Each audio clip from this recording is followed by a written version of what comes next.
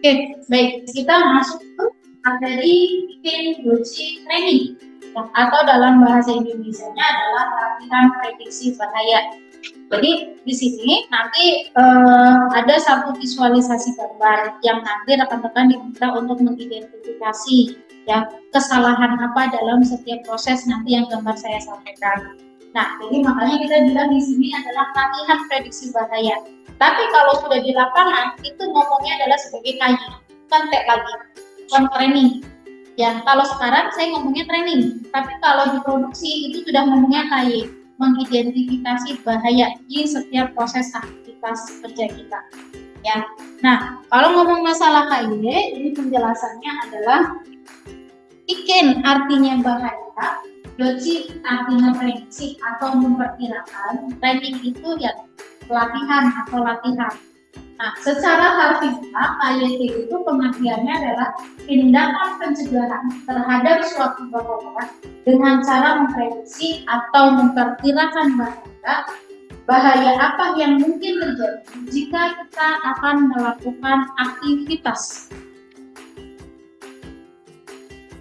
Itu KYT. Ya. Jadi KYT adalah memprediksi satu potensi bahaya atau memperkirakan potensi bahaya setiap aktivitas yang akan kita lakukan.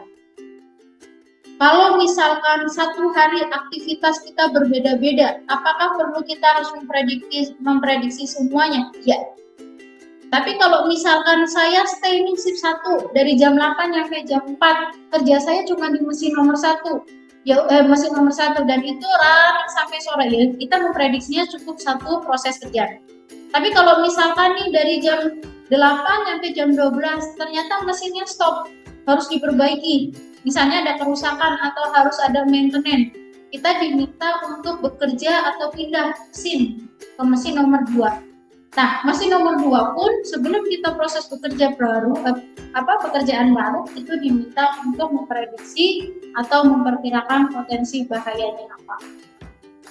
Ya. Jadi setiap proses, setiap aktivitas itu diminta melakukan potensi bahaya atau mengidentifikasi potensi bahaya. Ya?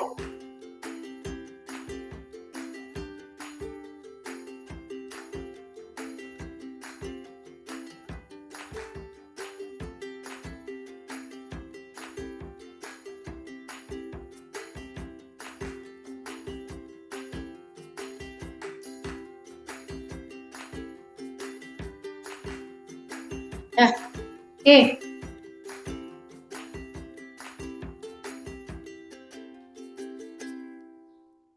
Nah, ini.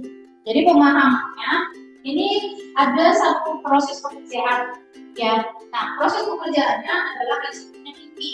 Nah, kita harus intinya memprediksi kalau misalkan ada kondisi bahaya terus secara bekerja, tapi kondisi bahayanya dibiarkan saja, maka pengaruhnya atau bisa berpotensinya kita yang akan kecelakaan kerja atau mesin yang mengalami kerusakan. Tapi pasti biasanya kita yang akan kecelakaan kerja.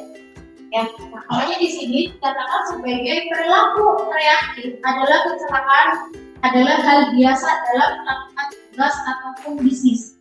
Ya, setiap proses kerja itu pasti ada potensinya, ada bahayanya. Tapi yang kami mau jangan sampai itu terjadinya adanya korban.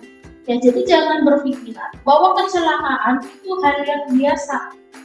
Ya, itu nggak bisa karena kami anggap semua karyawan kami itulah adalah aset perusahaan kami. Kalau mesin masih bisa kami perbaiki, tapi kalau misalnya kondisi fatal accident terjadi di karyawan, apa yang bisa kami perbaiki? Itu. Jadi jangan pernah berpikiran udahlah kecelakaan juga hal biasa di setiap proses kerja itu. Ya. Nah, disinilah apakah bahaya itu? Bahaya adalah segala sesuatu yang berpotensi atau merusak ataupun merugikan. Sedangkan resiko yaitu tingkat terjadinya antara kombinasi keparahan dan kemungkinan yang terjadi. Ya, jadi kalau ngomong masalah kombinasi keparahan, biasanya keparahan di sini potensi bahayanya dilihat dari ujung atas kepala sampai kaki. Resikonya di mana? Gitu. Ya, terus kemungkinan ini bisa dilihat dari frekuensi pekerjaan kita, sering atau tidak sering. Itu. Dan makanya di sini adalah perilaku proaktif, tindakan pencegahan agar tidak terjadi kecelakaan kerja. Inilah perilaku proaktif yang kami minta di karyawan adalah semua karyawan menjalankan KY agar tidak terjadi kecelakaan kerja. Jangan sampai kecelakaan kerja dikatakan suatu kebiasaan atau suatu yang biasa di setiap proses kerjanya, tidak bisa. Ya, oke?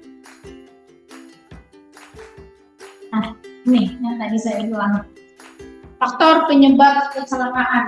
Balik lagi ngomong masalah unsafe action dan unsafe condition. Ya, 4 proses ini adalah satu proses yang saling berhubungan, saling berkaitan. Ketika ini sudah berjalan, maka ada proses potensi yang tercipta. Nah, di sini ngomongnya mungkin 90%, aktualnya 99%. Ya, lagi ngomongnya 10%, aktualnya 1%. Potensi kecelakaan akibat karena unsafe condition. Ya, paham ya? Oke. Ngomong masalah teori Hendrix, yang teori Hendrix ini dianggap sebagai juga atau misalnya di dalam 1 senti, kami juga harus tetap seperti ini. Kenapa sih Bu harus ada nembis? Kenapa Bu harus ada KYT? Tujuan kami melakukan ada nembis dan ada KYT, biar kami tidak mau ada kondisi ini. Ya, 1, terjadi fatal accident atau REMA, yaitu meninggal, cacat, kehilangan anggota tubuh, maka ada 30 potensi kecelakaan yang akan terjadi dari 30 karyawan kami. Fatal accident aja sudah menjadi satu masalah yang besar bagi kami, apalagi ya. Ini ngomong masalah bagi kecelakaan kerja dan ini itu ngomong kita bagaimana dengan keluarganya. Belum lagi ngomong bagaimana dengan instansi terkait dapat dituntut sama wajib polisian. Bagaimana dengan customer? Apa yang harus kami jawab? Ya, makanya aturan-aturan ini kami buat agar kami tidak mau mengalami hal yang ya. Kalau ada satu fatal accident, maka ada 30 potensi bahaya karyawan kecelakaan ringan. Yang kecelakaan ringan itu minimal ada tadi bilang hari kerja. Ya, nah kecelakaan ringan minimal kita harus ada 300 termis yang harus kita jalani. Ya, mengidentifikasi potensi bahaya di TSSI. Ya, untuk melakukan tes sudah menjadi satu target.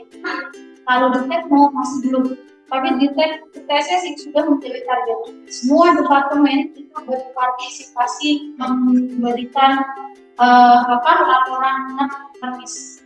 Formnya sudah dijelasin sama pasien. Ya, jadi nanti ada form yang harus kalian isi. Harus menemukan kondisi teknis di setiap proses kerja kalian itu apa saja. Ya, kayak production kita ditargetkan 5 temuan. Second proses 5 temuan, QC 5 temuan, warehouse 5 temuan. Jadi secara 1 bulan itu biasanya HSE akan menemukan 24 temuan dari laporan teknis ini. Ya, tujuannya apa? Kita meminimalisir kondisi potensi bahaya sampai kondisi fatal dan kecelakaan dan kecelakaan. Ya. Jadi siapa saja yang untuk melakukan teknis di TSSI semua karyawan, nanti waktunya akan diatur.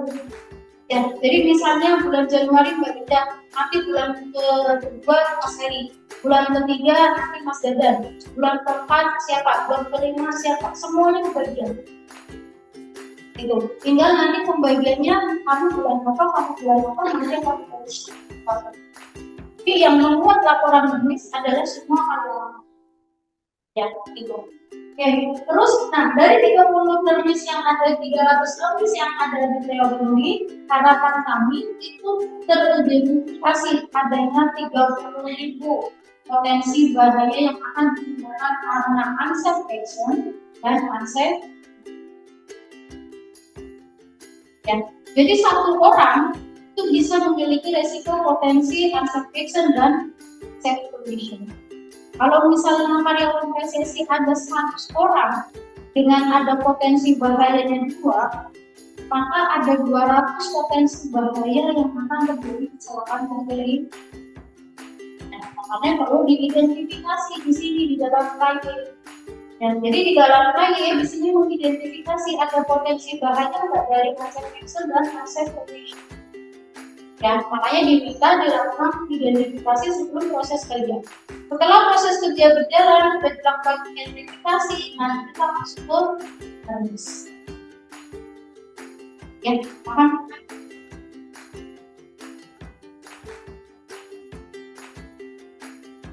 Oke, memprediksi atau memperkirakan bahaya dalam KIP sebelum kita melakukan tindakan atau aktivitas, kita diharuskan untuk memperkirakan bahaya apa yang mungkin akan terjadi pada kita. Hal ini berguna untuk memperkirakan resiko bahaya tersebut. Jadi kalau misalnya kita menggunakan cutter nih, potensi bahayanya apa? Tergores kan, terpleset, tergores ya, atau misalnya kita malah tersayat, nah itu harus diperkirakan potensi bahayanya. Oh, biar saya nggak terpotong atau bisa tergores, maka pastikan cutter yang kita gunakan terdapat covernya. Yang kedua, pada saat proses pemotongan kita harus fokus part yang akan dipotong. Nah, part yang akan dipotong biasanya kayak misalkan di teknik, misalkan kita ada misalnya kita dapat seperti ini. Nah, part yang akan dipotong itu biasanya kami tidak diperbolehkan dipotong di jalur posisi ke dalam badan. Itu nggak boleh. Harus posisi keluar badan. Jadi, nah seringkali karyawan kami melakukan kesalahan, yaitu dengan posisi dalam seperti ini. Jawabannya saya lebih nyaman yang begini.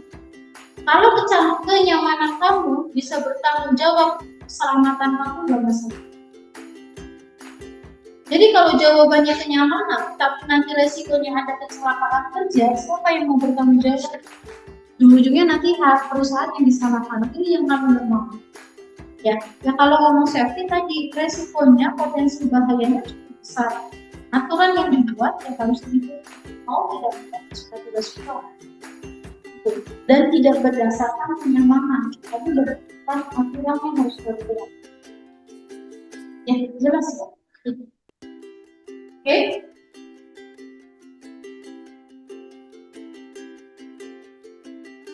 Nah, pencegahan atau perencanaan atau penyiapan tindakan koreksi atau pencegahannya. Setelah kita bisa memprediksi bahaya apa yang mungkin terjadi serta resikonya, diharapkan kita akan bisa melakukan pencegahan terhadap bahaya yang mungkin terjadi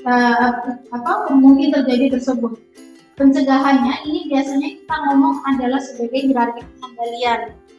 Tadi kayak misalnya, potensi bahayanya pasti tergores atau terkena cutter. Nah, hierarki pengendaliannya bagaimana? Dengan cara eliminasi, substitusi, modifikasi, rekayasa engineering, PD, sampai administrasi sampai dengan APD. Itu. Ya, jadi kalau sudah diidentifikasi, pencegahannya dengan rekayasa engineering. Dengan hierarki pengendalian. Oke, selanjutnya menjaga atau mempertahankan kondisi safety ini yang sangat berat. Kalau sudah diidentifikasi, sudah bicara mengendalikan, maka kita diminta untuk bisa menjaga safety tersebut selama proses kerja kita. Ya, di sini bahaya yang telah kita konflik. Langkah terakhir adalah bagaimana kita dapat menjaga atau mempertahankan kondisi safety tersebut. Sedangkan proses kerja kita itu 8 jam kita bekerja. Ya 1 jamnya mungkin jam istirahat. Dan totalnya adalah 7 jam. Nah, bagaimana sih 7 jam ini kita harus bisa menjaga safety-nya jangan sampai kita kecelakaan kerja. Itu ya. Sedangkan tadi ketika proses kerja ada di mana-mana jam-jam yang rawan. Misalnya setelah istirahat di atas jam 1. Nah, kita diminta untuk stay nih, safety-nya tetap dijaga. Cuman orang-orang ketika di jam 1 siang ini bisa stay nggak safety-nya, jangan sampai ketika kerja ngantuk, ya ketika kerja segala macam, ya terus misalnya ngobrol segala macam, nah itu harus dijaga. Nah itu yang harus sangat berat untuk bisa kita lakukan, bagaimana untuk menjaga safety. Jelas ya? Karena nanti kalau ngomong masalah sistem segala macam, ya sistem sudah ada, tapi unsafe actionnya yang tidak bisa konsisten. Oke?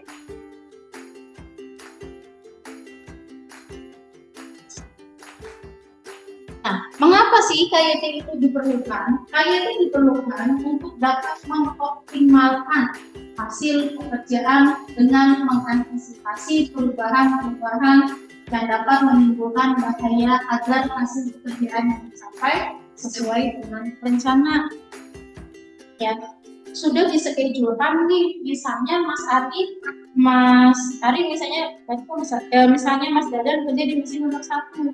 Tujuan kami itu mesin nomor 1 hasilnya adalah bahwa part yang akan dirancangkan 400 pieces selesai, target sesuai dengan aktual. Ternyata pada saat proses kerja, Mas Dadan kecelakaan, ya akibat terkena kanker. Ya, apakah rencana yang sudah kami susun bisa hasil sesuai dengan target? Ya, karena tujuan melakukan KY biar rencana yang kami susun, rencana yang sudah dibuat secara schedule itu sesuai dengan schedule. Oke?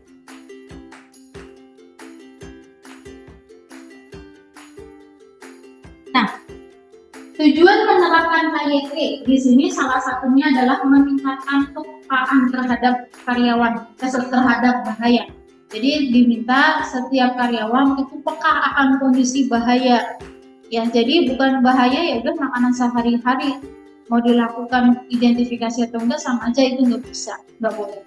Terus konsentrasi dalam bekerja, terus ya, terus motivasi dan partisipasi bekerja.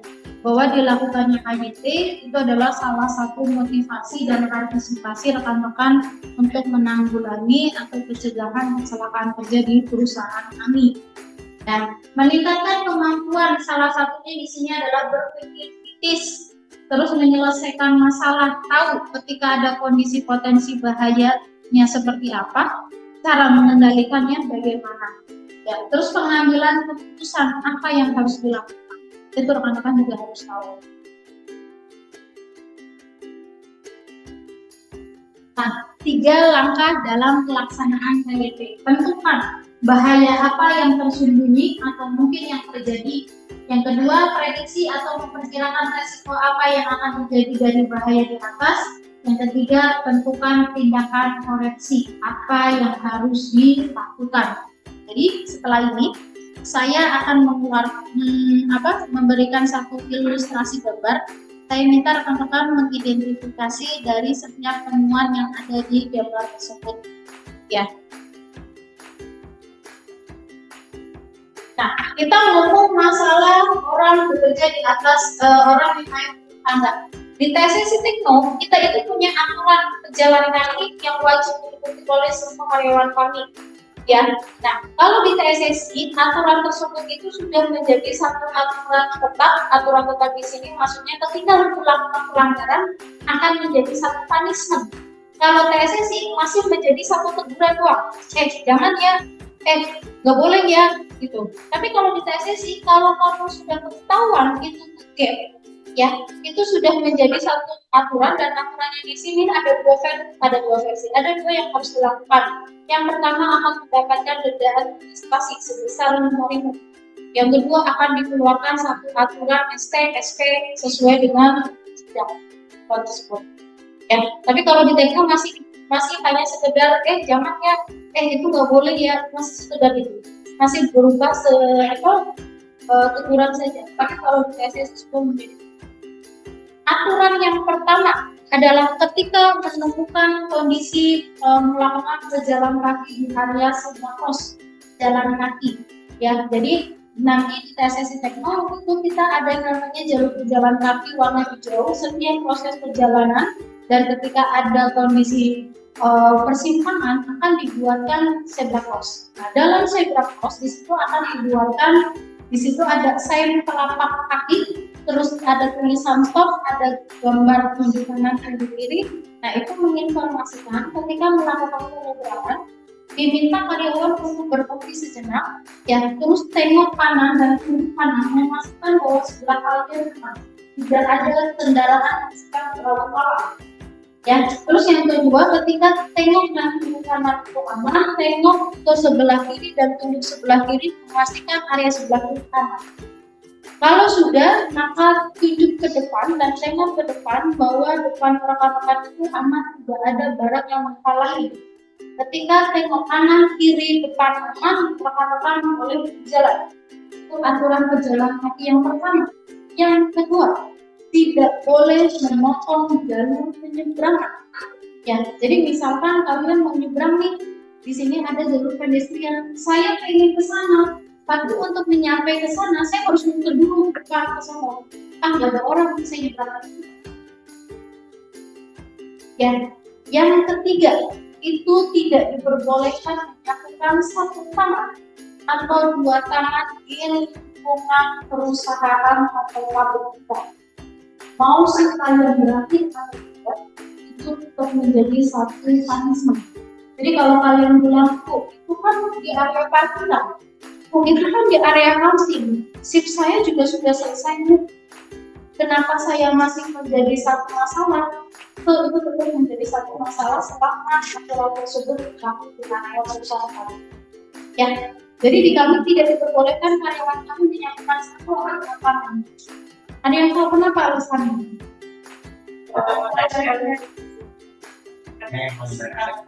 Ya, jadi taman adalah anggota yang paling refleks ketika kondisi terpleset. Karena harapan kami ketika kondisi terpleset, taman menjadi satu kesatuan yang pertama kali. Ya, karena jangan sampai yang menjadi atau yang mendarat terlebih dahulu itu kepala ataupun kapal. Kalau yang mendarat kepala duluan, kita produksi manufaktur di mana setiap prosesnya atau setiap karyanya terdapat potensi. Khawatir ketika terbentur itu mengenai sudut meja, sudut palet, segala macam, hingga bisa mengakibatkan kerusakan pada kepala. Itu tidak kami harapkan. Yang kedua, jangan sampai ketika terpleset yang jatuh duluan itu patah. Karena kalau sudah jatuh duluan kan kami khawatirkan tulang kalau sudah patah resikonya adalah ya paham ya. Terus yang keempat, ya itu tidak diperbolehkan membalas pesan dan menelpon ketika berbicara. Ya, jadi tidak diperbolehkan balas pesan berbicara itu. Ya, walaupun kalian misalnya saya sudah berakhir, Bu, nggak boleh. Bu, saya di area parkiran, Bu, saya mengambil motor, emang nggak boleh Bu segala macam saya boleh. Ya, kalau mau balas pesan atau rekan-rekan harus diminta berhenti terlebih dahulu. Yang kedua adalah cari posisi atau area yang paling aman. Nah, jadi jangan sampai kalian berdiri tapi di posisi persis jalan. Itu tidak diperbolehkan. Kalian harus memilih dulu, cari posisi yang paling aman. Ketika sudah menurut rekan-rekan aman, boleh balas pesan ataupun angkat telepon. Oke. Yang kelima, yang pertama ini membahas masalah naik turun tangga. Ya, aturan yang pertama, setiap naik turun tangga wajib memegang handrail, pegangan. Itu dia. Jadi karyawan yang naik turun tangga wajib pegang handrail. Ya, ketika membawa barang melebihi muatan atau melebihi batas yang kalian pegang, maka kalian harus ada rekan kerja yang membantu kalian ketika membawa naik ke tangga. Oke, ketika naik turun tangga itu tidak diperbolehkan satu atau dua dua tangga digunakan untuk satu langkah. Ya, nah, biasanya bagi laki-laki karena kakinya panjang, dua mendatar itu satu lompatan atau satu langkah. Nah, itu tidak diperbolehkan. Itu aturan kami. Nah, di kami juga itu biasanya ada larangan penggunaan high heel. Ya, karena lantai kami itu licin, lantai kami itu berundak. Ya, berundak itu tidak rapat. Makanya tidak diperbolehkan karyawan kami menggunakan high heel, termasuk karyawan. Ya, gitu. Oke.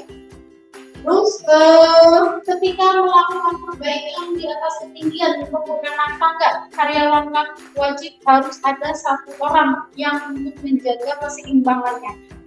Gitu. Jadi tidak boleh kerja secara sendiri. Ya, paham ya? Terus ketika bersandar. Nah, di sini di TSS itu ada beberapa area yang tidak pokok kayak seperti dinding. Rekan-rekan harus memastikan dinding tersebut kokoh atau tidak. Ini bukan dinding, jadi tidak boleh serta-merta langsung disender. Ya, terus ini juga bukan dinding. Ya, yang dinding cuma dinding. Ya, jadi pastikan kalau kalian rekan-rekan mau bersandar kayak misalnya di area pagar segala macam, pastikan area tersebut yang akan disandar kuat untuk dia. Paham ya?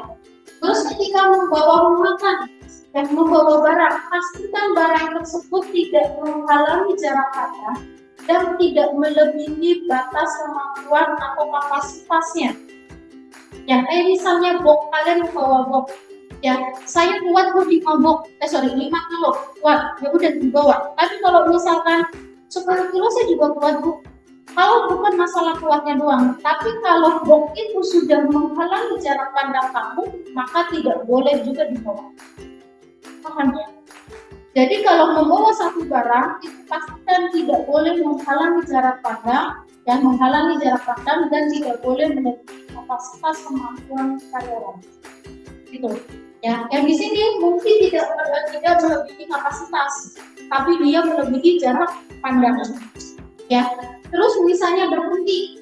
Kalau kalian mau ngobrol, juga pastikan jangan pernah mengobrol di belakangnya ruangan. Sesi tekno itu banyak itu. Ya, jadi jangan sampai ketika kondisi ruangan itu gelap, pasti tidak ada karyawan. Jangan berpikiran kondisi gelap atau ruangan gelap itu tidak ada karyawan. Yang kami mau adalah notis ketika ada satu monitor atau main, jangan pernah ada di belakang itu. Ya. Terus terkait penggunaan kayak misalkan ini produk, yang kayak misalkan di sini kita semuanya produk, nggak ada semuanya pakai. Seandainya kalian mau memperbaiki satu misalnya menyalakan AC, remote AC-nya tidak berfungsi, ya, atau menyalakan proyektor, dan proyektornya nggak berfungsi harus tekan tombolnya. Boleh kan menggunakan kursi dan meja belajar, boleh. Dan catatan pakai protokol yang berbahan gitu. Terus notis yang kedua, ya, jadi ini temuan beberapa yang kabel berantakan segala macam pintu, terus orang yang sedang masak. Nah, notis selanjutnya adalah berhubungan intimidasi, intah racun. Di kami itu tidak menggunakan dasi, tapi ada yang tahu nggak relate di kami yang tidak diperbolehkan salah satunya dari satu kami tidak menggunakan dasi, tapi yang relate di kami itu ada yang tahu apa yang akan dipakai. Ini karena kami secara aturan memang tidak mengeluarkan karyawan atau larangan karyawan kami menggunakan nemtek kalung. Ya, yang kami bagikan memang nemteknya adalah koyo. Tapi kalau kalian mengubah menjadi kalung silahkan. Tapi dengan catatan ada resiko potensi bahaya di setiap kerja kalian tidak. Dikhawatirkan ketika menggunakan nemtek kalung, ketika kalian membawa satu bak atau misalnya box, kan nemteknya biasanya bergelang kuning, itu masuk ke boxnya. Nah, ketika kalian naruh, pasti pilihannya kalian yang tertarik boxnya atau boxnya yang tertarik oleh kita, hingga mengakibatkan jatuh. Ya, terus yang kedua dikhawatirkan ketika kalian menggunakan nemtek kalung, ada kondisi mesin fire, ya, nyangkut nih di mesin fire, lipat atau membunuh kalian, nggak mungkin editnya terputus. Tapi kalau menggunakan editator, ya seandainya nyangkut, maka mau nggak mau biasanya editator. Ya, bukannya. Jadi kami belum ada larangan karyawan kami untuk mengganti yang tadinya editator menjadi kalung. Tapi saya minta tolong sebelum merubah itu, tolong resikokan atau identifikasikan ada potensi bahaya di setiap proses kerja kalian. Jangan sampai merubah satu sistem yang sudah kami berikan, malah bisa mengakibatkan kalian kecelakaan. Jelas ya? Itu yang kami mau. Ya, terus berhubungan terkait dokumen yang berantakan, terus apa yang difusi. Ya, ini kenapa kandungnya lebih sih salah satunya tadi salah pakainya kita mau kondisinya seperti ini. Oke, terus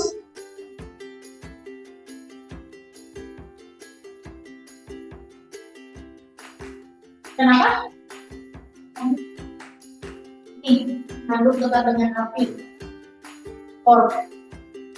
Kalau di kita sih kebetulan factory-nya nggak ada kompor sih. Maksudnya kompor api ini nggak ada, biasanya kompor listrik. Oke, itu aja yang mau saya sampaikan. Ada yang mau ditanyakan nggak?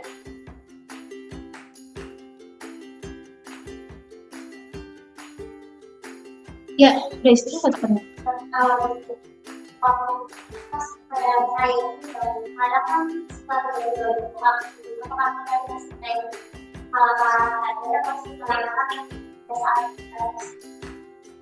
kalau KYT memang tidak ada KYT-nya, tapi ada di HIRA. HIRA itu identifikasi dari proses KSE-nya. Nah, cuman di dalam setiap 1 tahun sekali kita ada namanya safety drill, pelatihan evakuasi akan kondisi darurat, bisa kebakaran, bisa kebanjiran, bisa gempa bumi. Cuma untuk di bulan ini saya kasih informasi, takutnya kalian departemen lupa. Jadi di bulan September, tanggal 9 September dan tanggal 10 September kita ada evakuasi, ada pelatihan safety drill kebakaran. Ya, untuk di TSSI kita dilakukan 2 kali safety drill. TSSI itu di shift 1 ya di jam 10, di hari Selasa, di hari Senin. Nanti shift 2-nya di hari Selasa di jam 19.00 jam 7 malam. Betul. Nah, nanti di Tekno kita pelaksanaannya tanggal 17 September di shift 1 setengah 9. Itu. Nah, nanti di situ untuk pelatihannya itu biasanya hanya pelatihan untuk evakuasi, bagaimana cara mengevakuasinya, dan ketika ada korban bagaimana, ya, terus untuk ketika ada kebakaran seperti apa. Untuk tahun depan mungkin schedule-nya kita rubah, kita ganti menjadi schedule gempa bumi. Nanti akan dijelaskan gempa bumi nanti pelaksanaannya seperti apa, terus penanggulangannya seperti apa, karyawan itu harus bagaimana.